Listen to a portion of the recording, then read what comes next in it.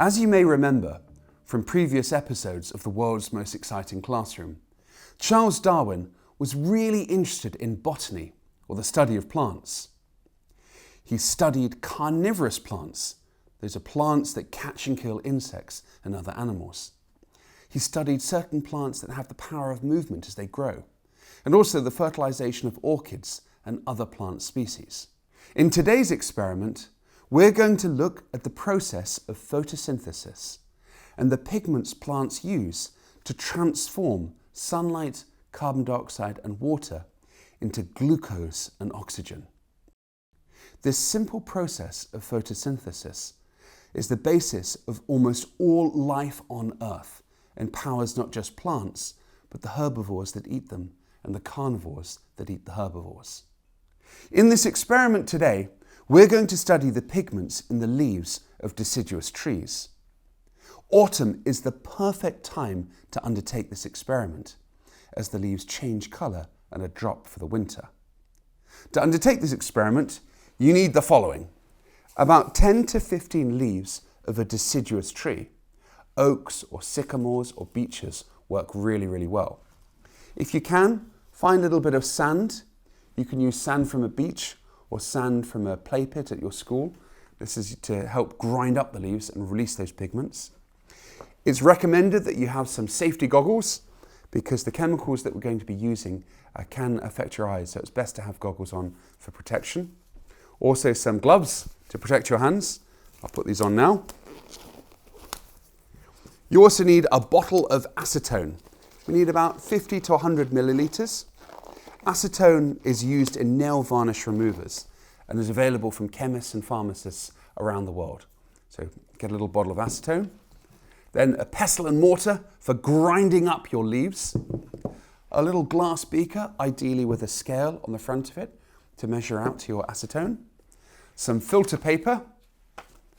A tea strainer. Ideally a large stick, ideally a kebab stick such as this one with a pointy end. And some scissors. Well, let's get started. The first step is you need to cut your filter paper into a strip. If you don't have filter paper, coffee paper works just as well.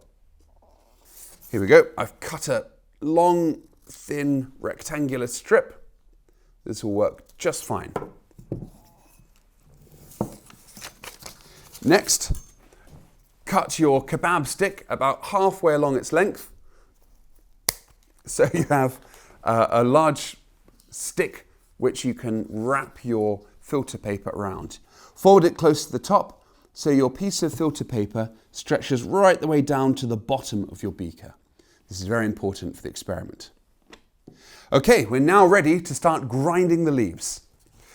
This is a bit of a long process. It can take about 5 minutes to do this properly. Put in about 10 or so leaves into your pestle and mortar and measure out roughly 50 millilitres of acetone. Just take out the paper strip for a second. Let's measure that carefully. Be very careful so you don't get the acetone in contact with your eyes. Your next step is to very carefully pour the acetone into the pestle and mortar on top of the leaves. Okay, you're now ready to start grinding. So put in a few pinches of sand. This will help you grind up the leaves much more quickly. And then very carefully, so as not to spill your acetate, just slowly grind up the leaves.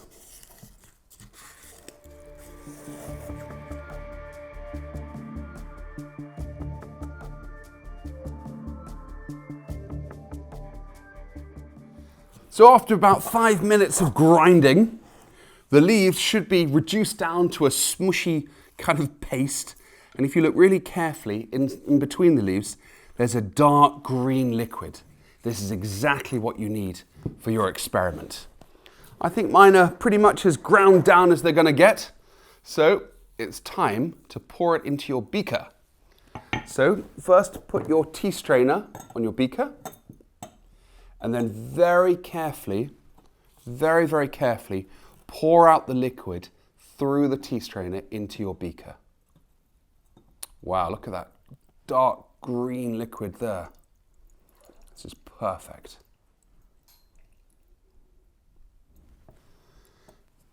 Next, get your filter paper on your stick that you prepared earlier and very carefully position this into your beaker, and the bottom of the filter paper must touch the liquid. Then you have to wait and see what happens. Leave the experiment alone for an hour or so and watch as the liquid is absorbed by the filter paper and rises up. If you look very carefully, different pigments should separate out. They'll be visible as different coloured bands. Your task for this week is to research and find out the names of each of the different pigment types and their function in the plant's leaves.